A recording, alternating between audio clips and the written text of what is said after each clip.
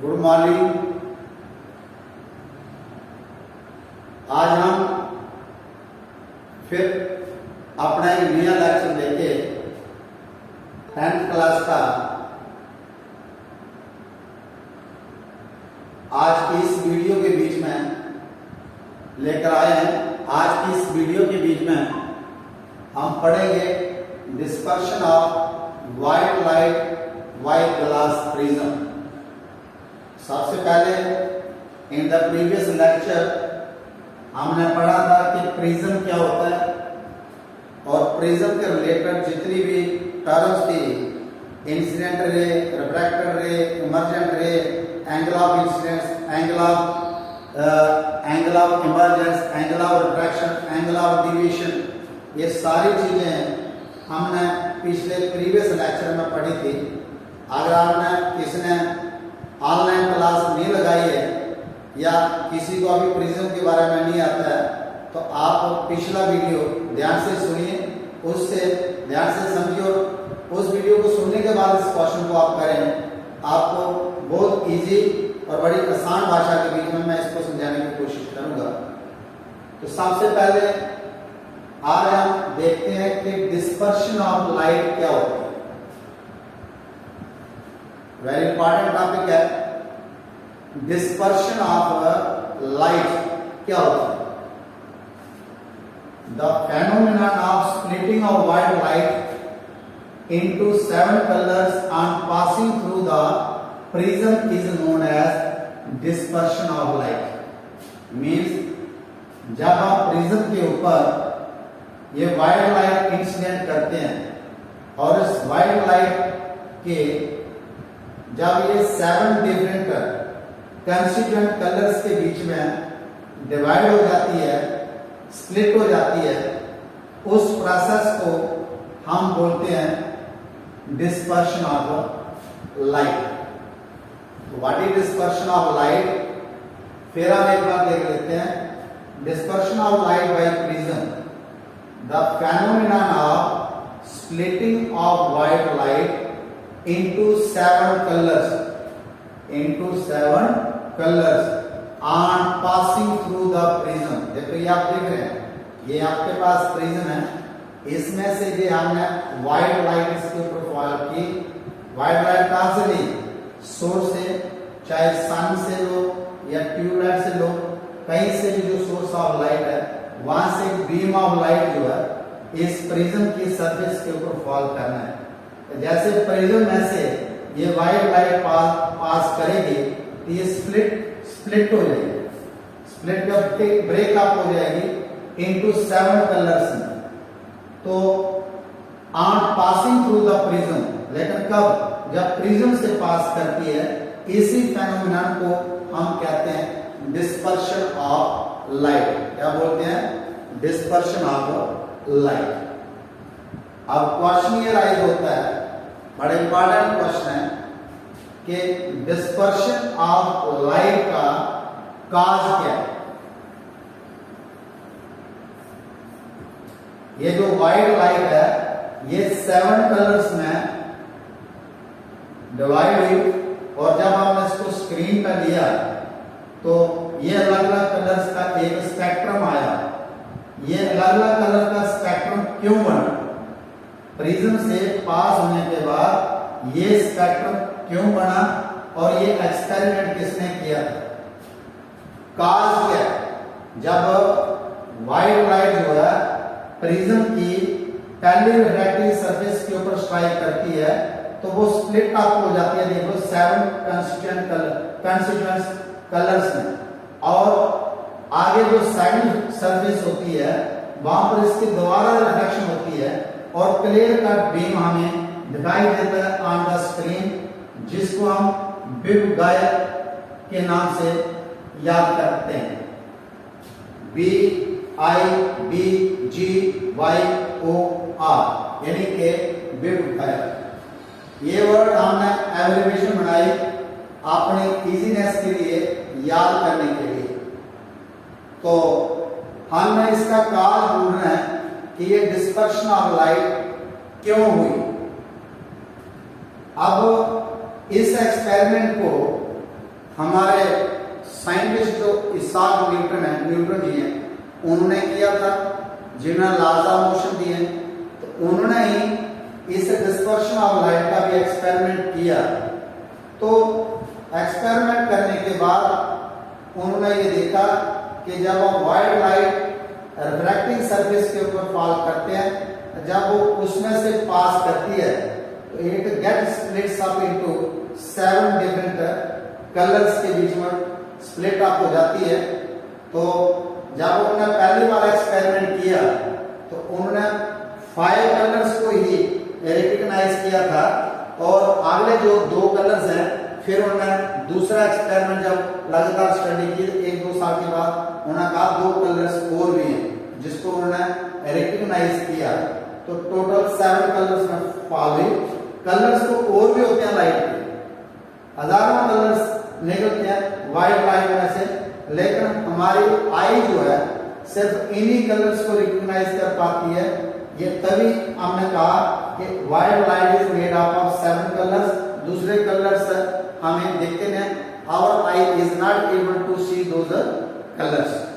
तो पहला क्वेश्चन तो ये क्लियर हुआ कि सिर्फ सारे रंग में कलर्स और भी होते हैं, लेकिन हमारी आई की जो कैपेबिलिटी है इन 7 रंग को ही रिकॉग्नाइज करने की होती है, या इनका जो mix of colours, secondary colours, ये प्राइमरी कलर्स जो है इन्हीं को हम रिकॉग्नाइज करते हैं। तो क्या हुआ, आप देखिए कि जब व्हाइट लाइट बीम हमने ये लिया, ये स्लिट है, यहाँ होल है, इस होल के थ्रू जब ये व्हाइट लाइट, ये प्रिज्म है, ये प्रिज्म की फर्स्ट रिफ्रैक्टिंग सरफेस है और ये सेकंड रिफ्रैक्टिंग सरफेस है। जब आपने प्रिज्म के बारे में पढ़ा था तो हमने कहा था कि जब हम इसको एक्सपेरिमेंटली स्टडी करते हैं तो हम इसका ट्रायंगुलर पार्ट ही नजर आता है, बाकी पार्ट जो है पीछे छुपा रहता है। जब हम अपने लेबोरेटरी में आप बच्चों को एक्सपेरिमेंट कराएंगे refraction of light through the prism, तो आपको ये ट्रायंगुलर पार्ट का बेस रखना है। इस तरीके से जब व्हाइट लाइट इस सरफेस के ऊपर फॉल की तो देखिए इससे जैसे ही इसने इस प्रिज्म से क्रॉस करना था, it get splits up into 7 different arrays. ये 7 रंग की अलग अलग इसकी वो बन गई, रेज बन गई। अब इसमें जब दूसरी सरफेस के ऊपर फॉल की, इसकी दोबारा रिफ्लेक्शन हुई तो हमें आगे स्क्रीन रखी थी, उस स्क्रीन के ऊपर क्लियर कट साफ ये कलर हमें दिखाई देने लगे, जिनको हमने BIBGYOR बिबगायर का नाम दिया रिमेंबर करने के लिए। तो नीचे से ऊपर की तरफ मैं आपको पढ़ाऊंगा। जो सबसे नीचे कलर आया इसका नाम है वायोलेट, और दूसरा I for Indigo, B for blue, G for green, Y for yellow, O for orange, R for red. ये 7 कलर्स का एक स्पेक्ट्रम इस स्क्रीन के ऊपर हमें रिसीव हुआ और जिसको हम देख पाते हैं, जो न्यूटन के द्वारा एक्सपेरिमेंट किया गया था। और उन्होंने कहा कि white light is made up of 7 colours. तो ये 7 कलर्स उन्होंने एक्सपेरिमेंट करके हमको दिया था और इसको हम फिगर को ड्रा करते हैं। अब क्वेश्चन ये राइज होता है कि सर ये 7 रंग में 7 डिफरेंट रेज में डिवाइड क्यों हुई? क्या ये प्रिज्म की प्रॉपर्टी है या लाइट की खुद की प्रॉपर्टी है? तो पहला क्वेश्चन तो ये है कि प्रिज्म जो है इसकी प्रॉपर्टी नहीं है डिफरेंट कलर्स निकालने की। प्रिज्म की प्रॉपर्टी सिर्फ ये है कि जब लाइट इसमें से पास करती है तो ये उनको सिर्फ स्प्लिट अप करता है, उसको तोड़ता है, स्प्लिट अप करता है। क्यों करता है वो भी मैं आपको बताता हूं। आगे जो ये डिफरेंट कलर्स आपके सामने आते हैं, ये लाइट की अपनी प्रॉपर्टी है, उसके कारण इनकी जो वेवलेंथ का लिंक होगा, वेलोसिटी का लिंक होगा और रिफ्रैक्टिव इंडेक्स का क्वेश्चन यहाँ पर आएगा। तो अब रीजन सीखने के लिए सबसे पहले यहाँ देखिए आप लोग, मैंने एक चार्ट बनाया हुआ है। वायलेट कलर की वेवलेंथ कितनी होती है? 4000 से लेके 4400 एंगस्ट्रॉम और ये 44 से लेके 46, इस तरीके से सभी की मैंने वेवलेंथ का चार्ट यहाँ बनाया। आप इसका स्क्रीनशॉट ले सकते। और ये जो मैंने एक के ऊपर 0 इसको बोलते हैं एंगस्ट्रॉम। 1 एंगस्ट्रॉम किसके बराबर होता है? 10⁻⁻10 मीटर। 1 इसको पढ़ते क्या? एक को 1 angstrom, 1 angstrom equal to 10⁻⁻10 metre.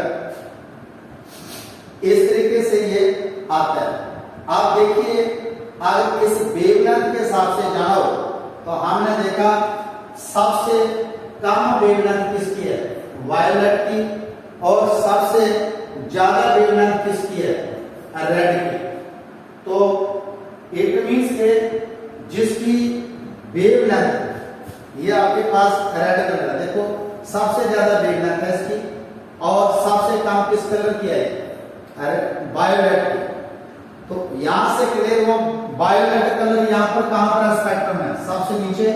और सबसे ऊपर कौन सा है? Red colour. दिस मीन्स कि जिस कलर की वेवलेंथ जो है ज्यादा होगी वो कम बैंड करेगा और जिसकी वेवलेंथ कम होगी वो ज्यादा बैंड करेगा। As we are looking in the spectrum, देखो वायोलेट की वेवलेंथ सबसे कम है लेकिन डिवीजन इसकी सबसे ज्यादा है और रेड कलर की सबसे ज्यादा वेवलेंथ है और इसकी डिवीजन सबसे कम है। तो पहला केस हुआ कि जो वेवलेंथ है उसके कारण भी डिवीजन डिपेंड करती है। क्यों? आपने एक रीजन पढ़ा हुआ V equal to n lambda. अब n लैम्डा का ये रिलेशन आपने पढ़ा हुआ है, 9th क्लास में पढ़ा हुआ वेव मोशन के टॉपिक्स में। V क्या होती है? V है वेलोसिटी और n क्या है? दिस इज फ्रीक्वेंसी और ये क्या है? ये वेवलेंथ है, वेवलेंथ। अब ये जो फ्रीक्वेंसी होती है ये यहां पर कांस्टेंट रहती है। क्यों? क्योंकि जो वाइट लाइट हमने ली है उसका सोर्स एक ही है। तो जब एक ही सोर्स से लाइट निकलती है उसकी फ्रीक्वेंसी सेम रहती है, उसकी फ्रीक्वेंसी कांस्टेंट होती है। इट मींस कि जो V है वो डायरेक्टली प्रोपोर्शनल किसके बराबर है? Equal to lambda. वेलोसिटी किसके बराबर है? वेवलेंथ के बराबर। इट मींस जिसकी वेवलेंथ ज्यादा है उस कलर की लाइट की जो स्पीड है, जो वेलोसिटी है वो भी ज्यादा होती है। तो यहां से ये क्लियर हो गया कि जिसकी स्पीड ज्यादा होगी यानी कि जिसकी वेवलेंथ ज्यादा होगी वो कम बैंड करेगा और जिसकी वेवलेंथ ज्यादा होगी उसकी वो कम ज्यादा बैंड करेगा। जितनी कम वेवलेंथ होगी उतना कम बैंड करेगा, जितनी कम स्पीड होगी, जितनी कम वेवलेंथ होगी उतना कम ये बैंड करेगा और जितनी ज्यादा वेवलेंथ होगी उतना ज्यादा बैंड करेगा। तो एक रीजन आपका ये था यहाँ पर इसको मेंशन करने का। एक काज ये है, फर्स्ट काज है कि जो हमारे velocity of red is greater than velocity of violet, यानी कि जो रेड कलर है उसकी जो वेवलेंथ है, वेवलेंथ का सिंबल होता है, इसको बोलते हैं velocity of wavelength of red is greater then wavelength of violet. इसका मतलब क्या हुआ कि जिसकी वेवलेंथ ज्यादा है वो कम बेंड करेगा और जिसकी वेवलेंथ कम है वो ज्यादा बेंड करेगा। सेम क्वेश्चन आ गया कि जिसकी वेलोसिटी है, वेलोसिटी जो है रेड कलर की greater than velocity of violet, जिसकी वेलोसिटी, क्योंकि वेलोसिटी किसके बराबर है? Wavelength velocity directly proportional to wavelength. तो इसमें ये जो velocity of red is greater than the velocity of violet. तो रेड कलर जो है इसकी वेलोसिटी ज्यादा होती है, इसकी वेवलेंथ ज्यादा होती है, इसलिए ये कम बेंड करता है।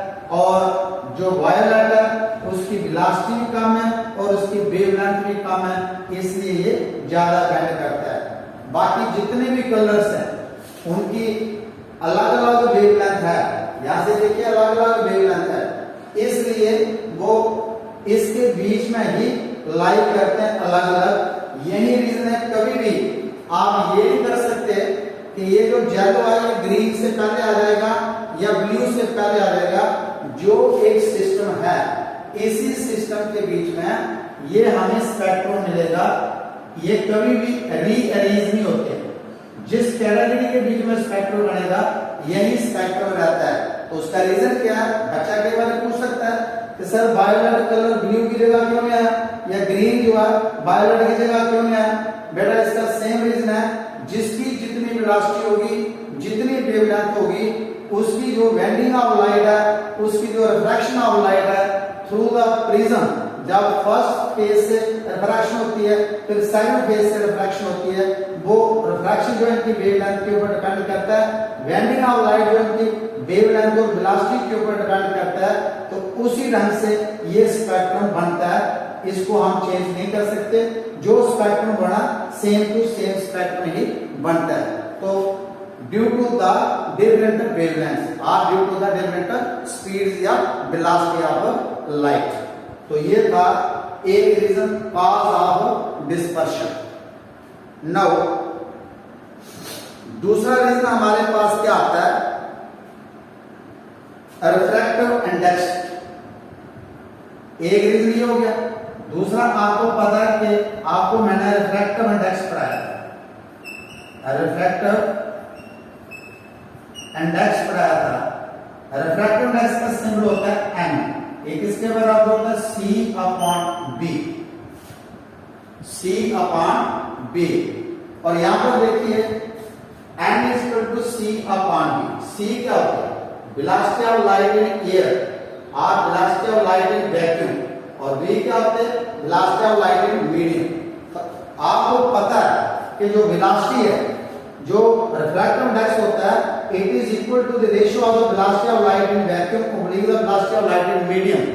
तो velocity of light in air या velocity of light in vacuum ये कांस्टेंट रहती है 3 × 10⁸ मीटर पर सेकंड, और जो वेलोसिटी है मीडियम की ये अलग अलग होती है। जब एयर मीडियम से हम कोई भी मीडियम ले लें, चाहे water medium low, glass medium low, अलग अलग मीडियम अगर लेंगे तो उसमें जो रिफ्रैक्शन करने की जो रिफ्रैक्शन होती है वो अलग अलग होती है और उसकी वेलोसिटी भी अलग अलग होती है।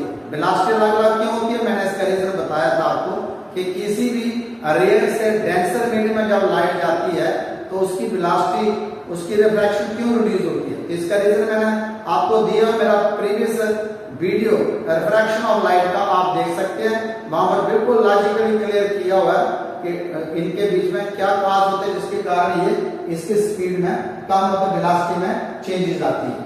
तो due to the changes in the velocity इस तरीके से क्या होगा कि जो रिफ्रैक्टिव इंडेक्स है इट मींस के ये कांस्टेंट है। इसका मतलब हो गया कि जो रिफ्रैक्टिव इंडेक्स है it is inversely proportional to velocity.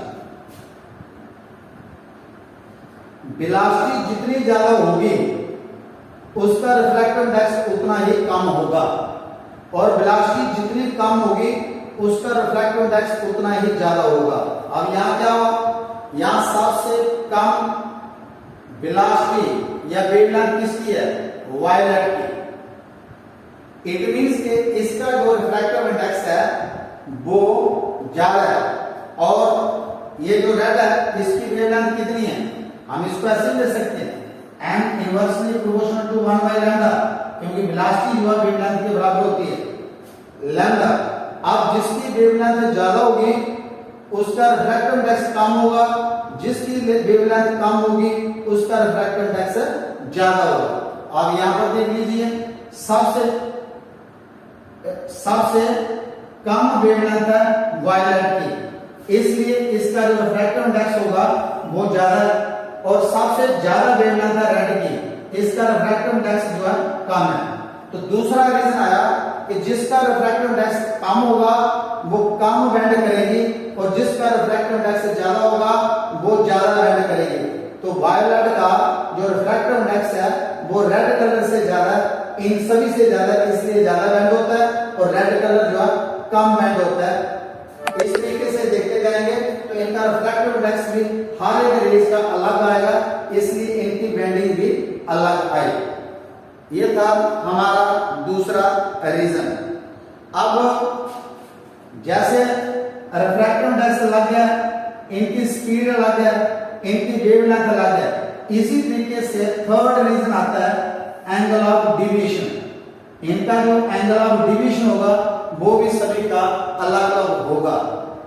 तो ड्यू टू दीज रीजंस जो एंगल ऑफ डिवीजन होता है दैट आल्सो डिफर, क्योंकि जैसे इसको प्रोड्यूस करेंगे, इसको सीधा लेंगे, इसका एंगल ऑफ डिवीजन अलग बनेगा, इसका अलग बनेगा, इसका अलग बनेगा, इसका अलग बनेगा, इनका जो एंगल ऑफ डिवीजन है वो भी अलग अलग है।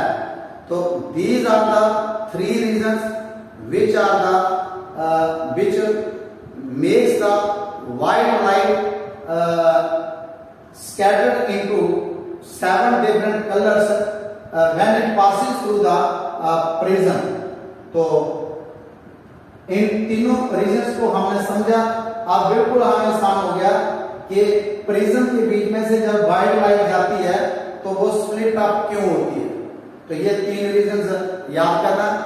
मेरा वीडियो अगर आपको अच्छा लगा हो और आपने इसको बार बार सुनिए, इसको अंडरस्टैंड कीजिए, आप इसको सब्सक्राइब भी कर सकते हैं और इसको लाइक और शेयर भी कर सकते हैं। शेयर ज्यादा से ज्यादा शेयर करें और ज्यादा से ज्यादा इसको लाइक करें और सब्सक्राइब करें। और किसी भी टॉपिक के बीच में जो लाइट का या ह्यूमनाइज वंडरफुल वर्ल्ड आपने पढ़ा, किसी भी टॉपिक के बीच में आपको कहीं पर भी प्रॉब्लम है तो मेरे पिछले वीडियो को ध्यान से देखिए और अगला वीडियो आपको ऐसे चुटकी में अंडरस्टैंड हो जाएगा। आई थिंक जो डिस्पर्शन ऑफ लाइट हमने आज पढ़ा ये आपने फॉलो किया होगा और आप इसको सब्सक्राइब करेंगे और इसको आगे फर्दर शेयर भी करेंगे। Thank you, have a nice day. लेकिन कंक्लूजन क्या हुआ कि हमारा कंक्लूजन क्या हुआ इसका कि हमारी ये जो डिस्पर्शन ऑफ लाइट क्यों हुई, due to the different speeds, different velocities, different wavelengths, different refractive indexes and different angle of deviation. These are the reasons which makes the light to disperse into 7 different colors when it passes through the prism. Thank you. Have a nice day. Okay.